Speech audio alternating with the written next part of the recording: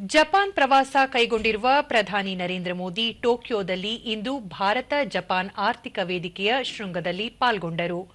Japan ಪ್ರಧಾನಿ ಶಿಗೆರು ಇಶಿಬಾ ಸೇರಿದಂತೆ Japan ದೇಶದ ಉದ್ಯಮ ವಲಯದ ಪ್ರಮುಖರು ಉಪಸ್ಥಿತರಿದ್ದರು.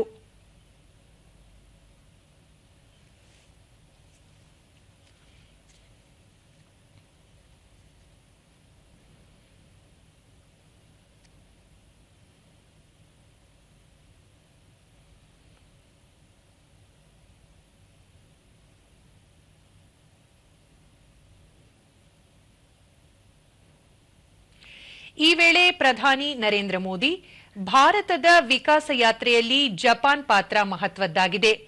ಮೆಟ್ರೋದಿಂದ ಉತ್ಪಾದನಾ ವಲಯ, ಸೆಮಿಕಂಡಕ್ಟರ್ನಿಂದ ನವೋದ್ಯಮಗಳವರೆಗೆ ಪ್ರತಿ ಕ್ಷೇತ್ರದಲ್ಲೂ ಭಾರತ ಜಪಾನ್ ಸಹಭಾಗಿತ್ವ ಹೊಂದಿರುವುದು ನಮ್ಮ ಉತ್ತಮ ಸಂಬಂಧದ ಪ್ರತೀಕವಾಗಿದೆ ಹೇಳಿದರು. ಜಪಾನ್ ಕಂಪನಿಗಳು ಭಾರತದಲ್ಲಿ ಸುಮಾರು $40 ಬಿಲಿಯನ್ ಹೂಡಿಕೆ ಮಾಡಿವೆ.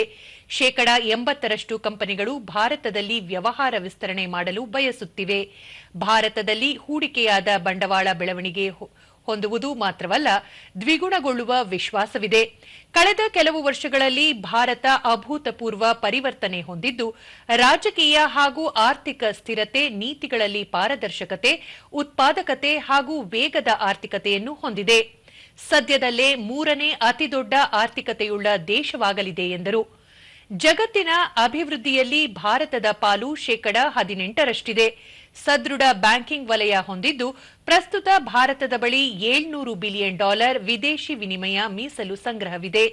ಸುಧಾರಣೆ, ಸಾಧನೆ ಹಾಗೂ ಪರಿವರ್ತನೆಗಳ ಮೇಲೆ ಗಮನ ಕೇಂದ್ರೀಕರಿಸಲಾಗಿದ್ದು, ವ್ಯವಹಾರ ಕೈಗೊಳ್ಳಲು ಉತ್ತಮ ವಾತಾವರಣ ಕಲ್ಪಿಸಲಾಗಿದೆ. ಈ ಪ್ರಯತ್ನಗಳ ಹಿಂದೆ ವಿಕಸಿತ ಭಾರತದ ಸಂಕಲ್ಪವಿದೆ ಎಂದು ತಿಳಿಸಿದರು.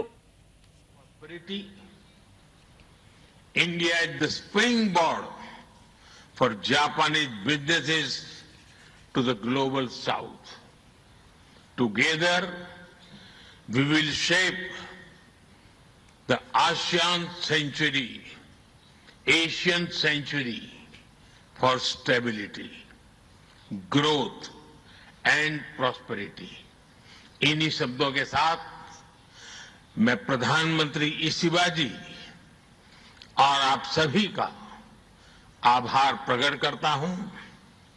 अरिगातो गोजाइमास. बहुत बहुत धन्यवाद. ಜಪಾನ್ ಪ್ರಧಾನಿ ಶಿಗೆರು ಇಶಿಬಾ, ಭಾರತದ ಪ್ರಧಾನಿ ನರೇಂದ್ರ ಮೋದಿ ಜಪಾನ್ ಆಗಮಿಸಿರುವುದು ಸಂತಸದ ಸಂಗತಿಯಾಗಿದೆ. ಭಾರತ ಜಪಾನ್ ಉತ್ತಮ ಸಹಕಾರ ಸಂಬಂಧ ಹೊಂದಿದ್ದು, ಹಲವು ಜಪಾನ್ ಕಂಪನಿಗಳು ಭಾರತದಲ್ಲಿ ಹೂಡಿಕೆ ಮಾಡಿವೆ. ಜಪಾನ್ನ ಮುಂದುವರೆದ ತಂತ್ರಜ್ಞಾನ ಹಾಗೂ ಭಾರತದ ಅಪ್ರತಿಮ ಪ್ರತಿಭೆ ಒಂದಕ್ಕೊಂದು ಪೂರಕವಾಗಿದ್ದು, ನಮ್ಮ ಆರ್ಥಿಕ ಸಹಕಾರದ ವಿಸ್ತರಣೆಗೆ ಅಪೂರ್ವ ಕೊಡುಗೆ ನೀಡಿವೆ ಎಂದು ತಿಳಿಸಿದರು.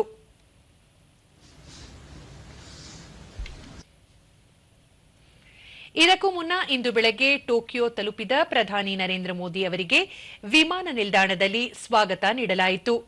ಪ್ರಧಾನಿ ನರೇಂದ್ರ ಮೋದಿ ಜಪಾನ್ಗೆ ಭೇಟಿ ನೀಡುತ್ತಿರುವುದು ಇದು 8ನೇ ಬಾರಿಯಾಗಿದ್ದು, ಜಪಾನ್ ಪ್ರಧಾನಿ ಶಿಗೆರು ಇಶಿಬಾ ಅವರೊಂದಿಗೆ 15ನೇ ಇಂಡೋ ಜಪಾನ್ ಶೃಂಗಸಭೆಯಲ್ಲಿ ಪಾಲ್ಗೊಳ್ಳಲಿದ್ದಾರೆ.